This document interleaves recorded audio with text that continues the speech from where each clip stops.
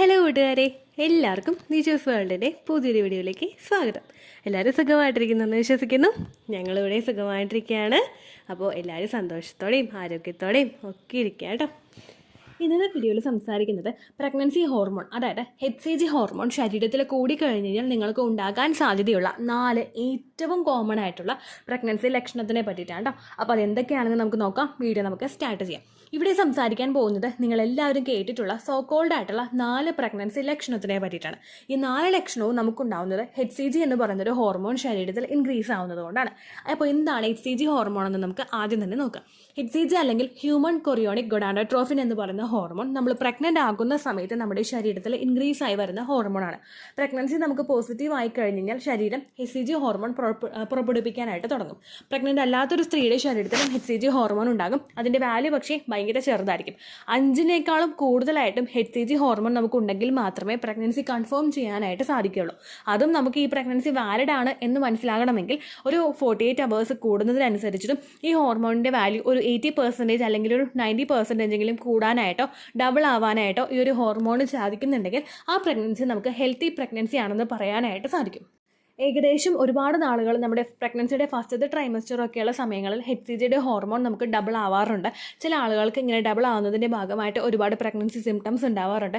Then ഒരു പീക്കിൽ എത്തിക്കഴിഞ്ഞാൽ, ഒരു ട്രൈമസ്റ്ററിൻ്റെ ഒരു പീക്കിൽ എത്തിക്കഴിഞ്ഞാൽ ഈ ഒരു ഹോർമോണിൻ്റെ ഗ്രോത്ത് അവിടെ വെച്ചങ്ങോട്ട് സ്റ്റേബിളായിട്ട് നിൽക്കുകയാണ് പതിവ്. അതായത് ഒരുപാട് കൂടാനും ഒരുപാട് കുറയാനായിട്ടും പോവില്ല. സ്റ്റേബിളായിട്ട് ആ ഒരു നമ്പറിൽ തന്നെ ഇത് നിൽക്കാനായിട്ട് ചാൻസ് ഉണ്ട്.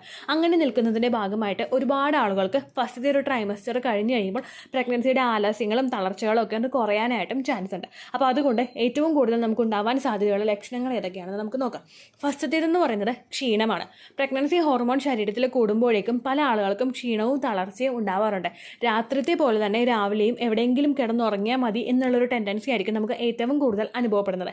ഈ ഒരു ക്ഷീണവും തളർച്ചയും കൊണ്ട് മറ്റേതൊരു ആക്ടിവിറ്റി ചെയ്യാനായിട്ടും നമുക്ക് താല്പര്യം ഉണ്ടാവില്ല.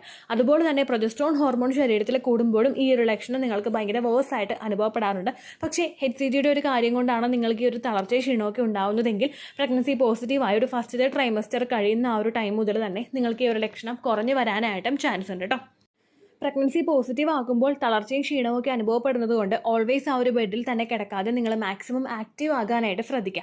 കാരണം പ്രഗ്നൻസിയുടെ സ്റ്റാർട്ടിംഗ് സ്റ്റേജിൽ നമ്മൾ കഴിക്കേണ്ട ഭക്ഷണങ്ങളുണ്ട്, മെഡിക്കേഷൻസ് ഉണ്ട്. ഇതെല്ലാം സ്കിപ്പ് ചെയ്തിട്ട് നമ്മൾ കിടക്കുക മാത്രമാണെങ്കിൽ ശരീരത്തിന് മുമ്പോട്ടേക്ക് ആ കുഞ്ഞിനെ വളർത്തിയെടുക്കാൻ വേണ്ടിയിട്ടുള്ള പല ന്യൂട്രിയൻസും കൊടുക്കാൻ പറ്റാതെയാകുന്നു. അങ്ങനെ വരുന്നവർക്ക് ചിലപ്പോൾ കുഞ്ഞിൻ്റെ ഗ്രോത്ത് കുറയുന്നതിനും ലക്ഷണങ്ങൾ ഭയങ്കര വേഴ്സായിട്ട് നിങ്ങളെ ഹോസ്പിറ്റലൈസ് ചെയ്യേണ്ട സിറ്റുവേഷൻസും വരാനായിട്ട് ചാൻസ് ഉണ്ട് കേട്ടോ. അപ്പോൾ ക്ഷീണമുള്ളവരെ കഴിവതും ആ ക്ഷീണം ഓവർകം ചെയ്തിട്ട് കുറച്ച് നേരമെങ്കിലും ആക്റ്റീവ് ആയിട്ടിരിക്കാൻ ശ്രദ്ധിക്കുക. അതുപോലെ തന്നെ പ്രഗ്നൻസി പോസിറ്റീവ് ആയി കഴിഞ്ഞിട്ട് നമ്മൾ പകല് കൂടുതൽ നേരം തളർച്ച ക്ഷീണമായിട്ട് കിടന്നുറങ്ങുകയാണെങ്കിൽ രാത്രിത്തെ ഉറക്കം നമുക്ക് കുറയാനായിട്ട് ചാൻസ് ഉണ്ട്. ഈ ഉറക്കം കുറയുന്നതിനനുസരിച്ചിട്ട് രാത്രി നമ്മൾ ഉറങ്ങുന്ന സമയത്ത് ഒരുപാട് ഹോർമോണൽ ആക്ടിവിറ്റീസ് നമ്മുടെ ശരീരത്തിൽ നടക്കുമല്ലോ. ഇതൊന്നും പ്രോപ്പറായിട്ട് ശരീരത്തിൽ നടക്കാത്ത സിറ്റുവേഷൻ വരുന്നു. ഇങ്ങനെ വന്നു കഴിഞ്ഞാൽ നിങ്ങൾക്ക് പിന്നീട് അങ്ങോട്ടേക്ക് പിറ്റേ ദിവസം അതിനേക്കാൾ ഒരുപാട് ക്ഷീണവും തളർച്ചയും മൂഡ് സ്വിങ്സും ഒക്കെ അതിൻ്റെ പീക്കിൽ എത്താനായിട്ട് ചാൻസ് ഉണ്ട് കേട്ടോ. അതുകൊണ്ട് ആ കാര്യം കൂടി നിങ്ങൾ പ്രത്യേകം ശ്രദ്ധിക്കുക. ഈ സമയങ്ങളിൽ ക്ഷീണം വരുമ്പോൾ നിങ്ങൾ മാക്സിമം നിങ്ങൾക്ക് ഇഷ്ടമുള്ള കാര്യങ്ങൾ എന്താണോ അതൊക്കെ ചെയ്യാനായിട്ട് ശ്രദ്ധിക്കുക. ബുക്ക് വായിക്കുക, അല്ലെങ്കിൽ എന്തെങ്കിലും വീഡിയോസൊക്കെ കാണുക, അല്ലെങ്കിൽ വേറെ എന്തെങ്കിലും ക്രാഫ്റ്റ് ചെയ്യാൻ ഇഷ്ടമുണ്ടെങ്കിൽ അതിലോട്ടൊക്കെ നിങ്ങൾ മൈൻഡ് ഡൈവേർട്ട് ചെയ്യാനായിട്ട് ശ്രദ്ധിക്കുക കേട്ടോ. രണ്ടാമത്തെ ഒരു സിംറ്റം എന്ന് പറയുന്നത് വോമിറ്റ് ചെയ്യാനായിട്ടുള്ള ടെൻഡൻസീസ് കൂടുതലായിട്ടും വരിക. എസ്പെഷ്യലി നമുക്ക് ഫുഡ് കഴിക്കുന്നതിന് മുൻപുള്ള സമയത്തായിരിക്കും ഈ ഒരു ടെൻഡൻസി കൂടുതലായിട്ടും വരുന്നത്. അതല്ലെങ്കിൽ ഇഷ്ടമില്ലാത്ത ഫുഡ് നമ്മുടെ മുമ്പിൽ വരുന്ന സമയത്തും നിങ്ങൾക്ക് വോമിറ്റ് ചെയ്യാനായിട്ടുള്ള താല്പര്യം കൂടുതലായിട്ടും വരാം. ഇത് ആ ഒരു ടെൻഡൻസി ആയിട്ട് തന്നെ വന്ന് നിൽക്കുകയുള്ളൂ കേട്ടോ. വോമിറ്റിംഗ് നമുക്ക് ഉണ്ടാവണമെന്നില്ല. ചില ആളുകൾ എങ്ങനെയെങ്കിലും ഒന്ന് വോമിറ്റ് ചെയ്ത് കഴിഞ്ഞ് നന്നായിരുന്നു എന്നുള്ളൊരു സിറ്റുവേഷൻ വരെ ഈ ഒരു സിംറ്റം കൊണ്ടുവന്ന് എത്തിക്കുക കേട്ടോ. നമ്മളുടെ ശരീരത്തിൽ ഗ്യാസ് കൂടുതലായിട്ട് ഫോം ചെയ്യുന്നതാണ് ഈ ഒരു സിംറ്റം ഉണ്ടാവാനായിട്ടുള്ള പ്രധാനപ്പെട്ട കാരണം. HCG ഹോർമോൺ കൂടുന്നൊരു സമയത്തൊക്കെ ആയിരിക്കും നിങ്ങൾക്ക് ഈ ഒരു ലക്ഷണം ഭയങ്കര വേഴ്സായിട്ട് അനുഭവപ്പെടുന്നത്. അതുപോലെ തന്നെ നിങ്ങൾ രാവിലെ എഴുന്നേൽക്കുന്ന സമയത്തും ഈ ഒരു ലക്ഷണം ഭയങ്കരമായിട്ട് കാണാനായിട്ട് ചാൻസ് ഉണ്ട് കേട്ടോ. കാരണം എഴുന്നേൽക്കുന്ന മോർണിംഗിൽ നിങ്ങൾ ഫ്രഷ് ആയിട്ട് എഴുന്നേൽക്കുന്ന സമയത്ത് ഹോർമോൺസ് എല്ലാം അതിൻ്റേതായിട്ടുള്ളൊരു പീക്കിൽ നിൽക്കുന്ന ടൈമായിരിക്കും. രാത്രി ഒരുപാട് ഹോർമോണൽ ആക്ടിവിറ്റീസ് നടക്കുന്നത് കൊണ്ടാണ് പിറ്റേ ദിവസം എഴുന്നേൽക്കുമ്പോൾ ഹോർമോൺസ് അതിൻ്റെ ഒരു പീക്കിൽ നിൽക്കുന്നത്. അതുകൊണ്ട് തന്നെ ഈ ലക്ഷണങ്ങൾ ഭയങ്കര വേഴ്സായിട്ട് നിങ്ങൾക്ക് കാണാനായിട്ട് ചാൻസ് ഉണ്ട് കേട്ടോ. മൂന്നാമത്തെ ലക്ഷണം എന്ന് പറയുന്നത് വോമിറ്റിംഗ് ആണ്. വോമിറ്റിംഗ് നമുക്ക് ഏറ്റവും ആദ്യം തന്നെ തുടങ്ങുന്നത് നിങ്ങൾ രാവിലെ എഴുന്നേറ്റ് ബ്രഷ് ചെയ്യുന്ന സമയത്താണ്. ഒരു ഒബ്ജക്റ്റ് നമ്മുടെ വായുടെ അകത്തേക്ക് പ്രവേശിക്കുമ്പോഴേക്കും പല ആളുകൾക്കും അതിൻ്റെ ഒരു റിഫ്ലെക്സ് ആക്ഷൻ എന്നോണം ചിലർക്ക് വോമിറ്റ് ചെയ്യാനായിട്ടുള്ള ടെൻഡൻസീസ് ഭയങ്കര കൂടുതലായിട്ട് വരും. ചിലർ നല്ലപോലെ വോമിറ്റ് ചെയ്യുകയും ചെയ്യും കേട്ടോ.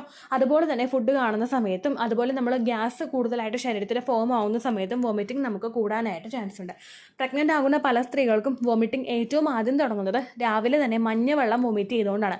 മഞ്ഞയും അതുപോലെ കുറച്ച് ഡാർക്ക് ആയിട്ടുള്ള കളറിലുള്ള വെള്ളം നമ്മൾ ഭയങ്കര കയ്പോട് കൂടിയിട്ടുള്ള വെള്ളമായിരിക്കും നമ്മൾ വോമിറ്റ് ചെയ്ത് പുറത്തേക്ക് കളയുന്നത് കേട്ടോ. ബ്രഷ് ചെയ്യുന്ന സമയത്തായിരിക്കും ഈ ഒരു വെള്ളം കൂടുതലായിട്ട് വോമിറ്റ് ചെയ്യുന്നത്. അതിനുശേഷം നമുക്ക് ഈ കളറുള്ള വെള്ളം വോമിറ്റിംഗ് കുറവായിരിക്കും. കഴിക്കുന്ന ഫുഡോ അല്ലെങ്കിൽ എന്തെങ്കിലും ജ്യൂസ് കുടിക്കുന്നുണ്ടെങ്കിൽ അതൊക്കെ ആയിരിക്കും കൂടുതൽ വോമിറ്റ് ചെയ്ത് പുറത്തേക്ക് പോകുന്നത് കേട്ടോ. അതുപോലെ അയോണിൻ്റെ സപ്ലിമെൻറ്റ്സ് എടുക്കുന്നവർക്കും ഭയങ്കര ചവർപ്പോട് കൂടിയിട്ട് വോമിറ്റിംഗ് ഉണ്ടാവാനായിട്ട് ചാൻസസ് ഉണ്ട് കേട്ടോ. അടുത്ത ലക്ഷണമാണ് തലകറക്കം. തലകറങ്ങി ചിലർ വീഴുന്നൊരു സിറ്റുവേഷൻ വരെയുണ്ട്. ഹോർമോൺസ് അതിൻ്റെ ഒരു പീക്കിലെത്തുന്ന സമയത്ത് നമുക്ക് മൈൻഡ് തന്നെ നമ്മുടെ ഔട്ട് ഓഫ് കൺട്രോൾ ആയി പോകുന്ന ഒരു സിറ്റുവേഷൻസ് ഉണ്ടാവാറുണ്ട്.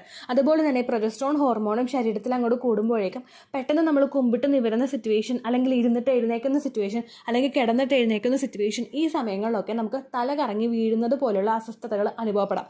അതുപോലെ തന്നെ ഒരുപാട് നേരം നിന്നിട്ട് നമ്മൾ എന്തെങ്കിലും ജോലി ചെയ്യുന്നുണ്ടെങ്കിൽ, ഇപ്പോൾ തേങ്ങ ഇരണ്ടുക അല്ലെങ്കിൽ വീട്ടിൽ എന്തെങ്കിലും ഫുഡ് പ്രിപ്പയർ ചെയ്തെടുക്കുക, അങ്ങനെയുള്ള സമയത്തൊക്കെ നമ്മൾ ഒരുപാട് നേരം നിൽക്കുന്ന സിറ്റുവേഷൻസ് ഉണ്ട്. ആ സമയത്തൊക്കെ നമ്മുടെ ആ ഒരു ഗ്രാവിറ്റിയിൽ വ്യത്യാസം വരാനായിട്ട് ചാൻസ് ഉണ്ട്. അതുപോലെ ഒരുപാട് നേരം നിൽക്കുമ്പോഴേക്കും നമ്മുടെ ബ്ലഡ് സർക്കുലേഷനിൽ അതുമായി ബന്ധപ്പെട്ടിട്ടുള്ള ബുദ്ധിമുട്ടുകൾ ഉണ്ടാവാനായിട്ട് ചാൻസ് ഉണ്ട്. അങ്ങനെയൊക്കെ വരുമ്പോഴേക്കും പലരും ആ ഒരു സ്റ്റാർട്ടിങ് സ്റ്റേജിൽ തന്നെ തല കറങ്ങാറുണ്ട്.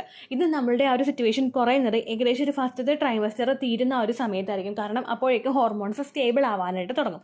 തല കറങ്ങുന്ന സിറ്റുവേഷൻ നമുക്ക് ഉണ്ടാകുന്നുണ്ടെങ്കിൽ ആ സമയത്തെ ഓവർകം ചെയ്തുകൊണ്ട് നമ്മളിരുന്ന് ഒരുപാട് ജോലികൾ ചെയ്യാതിരിക്കുക. മാക്സിമം ബോഡി ടയേർഡ് ആകുന്ന സമയത്ത് നിങ്ങൾ കിടന്നോ ഇരുന്നോ റെസ്റ്റ് എടുക്കാനായിട്ട് ശ്രദ്ധിക്കുക. തല കറങ്ങുന്നുണ്ടെങ്കിൽ കസേരയിൽ ഇരിക്കാതിരിക്കാൻ നിങ്ങൾ പ്രത്യേകം ശ്രദ്ധിക്കുക. കാരണം കസേര എങ്ങാനും മറിഞ്ഞു കഴിഞ്ഞാൽ നിങ്ങൾ ഫുള്ളായിട്ട് താഴോട്ട് വീഴാനായിട്ട് ചാൻസ് ഉണ്ട്. അതുപോലെ ബെഡിലാണ് നിങ്ങൾ ഇരിക്കുന്നത് െങ്കിലും കുറച്ചും കൂടി കയറിയിട്ട് ബെഡിൽ ഇരിക്കാനായിട്ട് ശ്രദ്ധിക്കുക. ബെഡിൻ്റെ ഒരു സെൻറ്റർ പോർഷനിലെത്തിയിട്ട് നിങ്ങൾ ഇരിക്കാനായിട്ട് ശ്രദ്ധിക്കുക. അപ്പോൾ നിങ്ങൾ തലകറങ്ങി വീണാലും നേരെ ബെഡിലോട്ട് തന്നെയല്ലേ വീഴുള്ളൂ. ആ ഒരു കാര്യം കൂടി നിങ്ങൾ ശ്രദ്ധിക്കണം. അതുപോലെ തന്നെ ഒരുപാട് നേരം ജോലി ചെയ്തുകൊണ്ടിരിക്കുന്ന സമയത്തോ സ്റ്റെപ്പ് കയറുന്ന സമയത്തോ ഇത്തരത്തിലുള്ള അസ്വസ്ഥതകൾ ഉണ്ടെങ്കിൽ എവിടെയാണോ നിൽക്കുന്നത് അവിടെ ജസ്റ്റ് നിങ്ങൾ അങ്ങോട്ട് ഇരിക്കാനായിട്ട് ശ്രദ്ധിക്കുക കേട്ടോ. ഇത്തരത്തിലുള്ള സിറ്റുവേഷൻസും സിംറ്റംസും കൂടുതലായിട്ട് വരുമ്പോഴേക്കും മറ്റൊരു കാര്യം നിങ്ങൾ പ്രത്യേകം ശ്രദ്ധിക്കണം. ശരീരത്തിൽ ഒരുപാട് വെള്ളം എത്തിക്കാനായിട്ട് നിങ്ങൾ ശ്രദ്ധിക്കുക. ഡിഹൈഡ്രേഷൻ ഉണ്ടാകുന്ന സമയത്ത്, അതായത് നമ്മുടെ ശരീരത്തിൽ ആഡിക്വേറ്റ് ആയിട്ടുള്ള വെള്ളത്തിൻ്റെ കണ്ടന്റ് ഇല്ലാത്ത സമയത്ത് നിങ്ങൾക്ക് ഇത്തരത്തിലുള്ള സിംറ്റംസ് ഭയങ്കര വേഴ്സ് ആയിട്ട് അനുഭവപ്പെടാനായിട്ട് ചാൻസ് ഉണ്ട് കേട്ടോ. അതുപോലെ തന്നെ വോമിറ്റിങ്ങോ മറ്റുള്ള ടയർഡ്നെസ്സോ എന്ത് നിങ്ങൾക്കുണ്ടെങ്കിലും നിങ്ങൾ മാക്സിമം വെള്ളം കുടിക്കാനായിട്ട് ശ്രദ്ധിക്കുക, ഫുഡ് കഴിക്കാനായിട്ട് ശ്രദ്ധിക്കുക. അതെല്ലാം ഹെൽത്തി ഫുഡ് കഴിക്കാനായിട്ട് ശ്രദ്ധിക്കുക കേട്ടോ. പ്രഗ്നൻ്റ് ആയിരിക്കുന്ന സമയത്ത് എൻ്റെ ഫസ്റ്റത്തെ ട്രൈമസ്റ്ററിൽ എനിക്ക് ഭയങ്കര വിശപ്പായിരുന്നു, ഭയങ്കര തളർച്ചയായിരുന്നു, ക്ഷീണമായിരുന്നു. എന്നെ നോക്കാനും സംരക്ഷിക്കാനൊന്നും ആരും ഉണ്ടായിരുന്നില്ല. കാരണം എല്ലാവരും ജോലിക്ക് പോകുമായിരുന്നു. പിന്നെ വീട്ടിൽ നിന്ന് കല്യാണം കഴിഞ്ഞ് വന്നിട്ടുള്ള ആ ഒരു ഹോം സിക്നെസ് ഒക്കെ എനിക്ക് നല്ലതുപോലെ ഉണ്ടായിരുന്നു. ഞാൻ ഒരുപാട് കരഞ്ഞിരുന്നു, ഒരുപാട് ഞാൻ ടയേർഡായിരുന്നു. ഈ സമയത്ത് ഞാൻ ചെയ്തു വെച്ചൊരു മിസ്റ്റേക്കാണ്. വിശപ്പ് ഇങ്ങനെ കൂടുതലായിട്ട് വരുന്നു, ഫുഡ് കഴിക്കുന്നു, വാഷ് ബേസിന് കൊടുക്കുന്നു, അങ്ങനെയുള്ള സിറ്റുവേഷൻ ആയിരുന്നു. അപ്പം തന്നെ വോമിറ്റ് ചെയ്യുകയായിരുന്നു ഞാൻ ചെയ്തുകൊണ്ടിരുന്നത്. അപ്പോൾ ഹസ്ബൻഡ് മേടിച്ച് വെക്കുന്ന സോഡ ഞാൻ ഇങ്ങനെ എടുത്ത് കുടിച്ചുകൊണ്ടേ ഇരിക്കുമായിരുന്നു. പക്ഷേ ഞാൻ ചെയ്ത ഏറ്റവും വലിയ ബ്ലണ്ടർ അതായിരുന്നു. പ്രഗ്നൻസിയുടെ എൻ്റെ 2 പ്രഗ്നൻസി ടൈമിൽ ഞാൻ ചെയ്ത ഏറ്റവും വലിയ ബ്ലണ്ടർ അതായിരുന്നു. അതൊന്നും നിങ്ങൾ ചെയ്യാതിരിക്കാൻ ശ്രദ്ധിക്കുക. ഹെൽത്തി ആയിട്ടുള്ള വഴി കൂടി നിങ്ങൾ വയറ് നിറയ്ക്കാനായിട്ട് ശ്രദ്ധിക്കുക കേട്ടോ. അതുപോലെ നമ്മൾ ടയേർഡ് ആവാതെ മാക്സിമം ആക്റ്റീവ് ആയിട്ടിരിക്കാനായിട്ടും നിങ്ങൾ ശ്രദ്ധിക്കുക. ആരോടെങ്കിലുമൊക്കെ സംസാരിച്ചിട്ട് ഹാപ്പി ആയിട്ടിരിക്കാനായിട്ടും നിങ്ങൾ ശ്രദ്ധിക്കുക കേട്ടോ. അപ്പോൾ ഇത്രയേ ഉള്ളൂ വീഡിയോസ്. ഈ സിംറ്റംസ് ഒക്കെ നിങ്ങൾക്കുണ്ടെങ്കിലും നിങ്ങൾ വിഷമിക്കേണ്ട ആവശ്യമില്ല. ഒരു സെക്കൻഡ് ട്രൈമസ്റ്റർ ഒക്കെ തുടങ്ങുന്ന സമയത്ത് തന്നെ ഈ ലക്ഷണങ്ങളൊക്കെ നിങ്ങൾക്ക് കുറയാനായിട്ട് ചാൻസ് ഉണ്ട് കേട്ടോ. അപ്പോൾ ഇത്രയേ ഉള്ളൂ വീഡിയോ. യൂസ്ഫുൾ ആയി കാണുമെന്ന് വിശ്വസിക്കുന്നു. യൂസ്ഫുൾ ആകുന്നുണ്ടെങ്കിൽ ലൈക്ക് ചെയ്യുക, ഫ്രണ്ട്സിനൊക്കെ ഷെയർ ചെയ്ത് കൊടുക്കുക കേട്ടോ.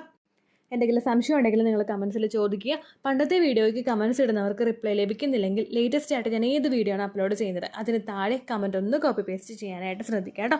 അതുപോലെ ഓവുലേഷൻ ഡേറ്റ് കാൽക്കുലേറ്റ് ചെയ്ത് തരാനായിട്ട് റിക്വസ്റ്റ് ചെയ്യുന്ന ആളുകൾ എത്രയാണോ നിങ്ങളുടെ സൈക്കിൾ ലെങ്ത് അത് മെൻഷൻ ചെയ്യാനായിട്ട് ശ്രദ്ധിക്കുക കേട്ടോ. സൈക്കിൾ ലെങ്ത് എന്നതുകൊണ്ട് ഉദ്ദേശിച്ചത് ഓരോ മാസവും എത്ര ദിവസം കൂടുമ്പോഴാണോ ബ്ലീഡിങ് വരുന്നത് അതാണ് കേട്ടോ സൈക്കിൾ ലെങ്ത്. കഴിഞ്ഞ മാസം നിങ്ങൾക്ക് 1-ാം തീയതിയാണ് ബ്ലീഡിങ് വന്നതെങ്കിൽ ഈ മാസം നിങ്ങൾക്ക് 5-ാം തീയതിയാണ് ബ്ലീഡിങ് വരുന്നതെങ്കിൽ 1-ാം തീയതി ഡേ 1 ആയിട്ട് എടുത്തിട്ട് നിങ്ങൾ കൗണ്ട് ചെയ്തിട്ട് കലണ്ടറിൽ നോക്കി കൗണ്ട് ചെയ്തിട്ട് 5-ാം തീയതി വരെ നിങ്ങൾ കൊണ്ടുവന്ന് എത്തിക്കുക കേട്ടോ. ഇതാണ് നിങ്ങളുടെ സൈക്കിൾ ലെങ്ത് എന്നതുകൊണ്ട് ഉദ്ദേശിച്ചത്. ഫെബ്രുവരി മാസത്തെ സൈക്കിൾ ലെങ്ത് ആയിരിക്കില്ല ചിലപ്പോൾ നിങ്ങൾക്ക് മാർച്ച് മാസം വരുന്നത്. കാരണം ഫെബ്രുവരിയിൽ ഡേറ്റ് കുറവാണല്ലോ. അതുകൊണ്ട് നിങ്ങൾ കൃത്യമായിട്ട് കലണ്ടർ നോക്കി തന്നെ സൈക്കിൾ ലെങ്ത് കാൽക്കുലേറ്റ് ചെയ്യാനായിട്ട് ശ്രദ്ധിക്കുക കേട്ടോ. അതുപോലെ നിങ്ങൾ ശ്രദ്ധിക്കേണ്ട മറ്റൊരു കാര്യമാണ് ബ്ലീഡിങ് തുടങ്ങിയ ദിവസത്തെ വേണം നിങ്ങൾ ഡേ 1 ആയിട്ട് എടുക്കാൻ വേണ്ടിയിട്ട്. ചില ആളുകൾക്ക് പ്രിമെൻസ്ട്രൽ സ്പോട്ടിംഗ് ഉണ്ടാവാനായിട്ട് ചാൻസ് ഉണ്ട്. അതായത് പീരിയഡ്സ് ആവുന്നതിന് മുൻപായിട്ട് ചെറുതായിട്ട് രക്തം പോകുന്ന അവസ്ഥ. അത് നിങ്ങൾ എടുക്കേണ്ട ആവശ്യമില്ല. എന്നാണോ നിങ്ങൾക്ക് പ്രോപ്പറായിട്ട് ബ്ലീഡിങ് തുടങ്ങിയത് ആ ദിവസത്തെ നിങ്ങൾ ഡേ 1 ആയിട്ട് എടുത്താൽ മതിയായിരിക്കും കേട്ടോ. അപ്പോൾ അടുത്തൊരു യൂസ്ഫുൾ വീഡിയോ ആയിട്ട് നമുക്ക് വീണ്ടും കാണാം. ബൈ.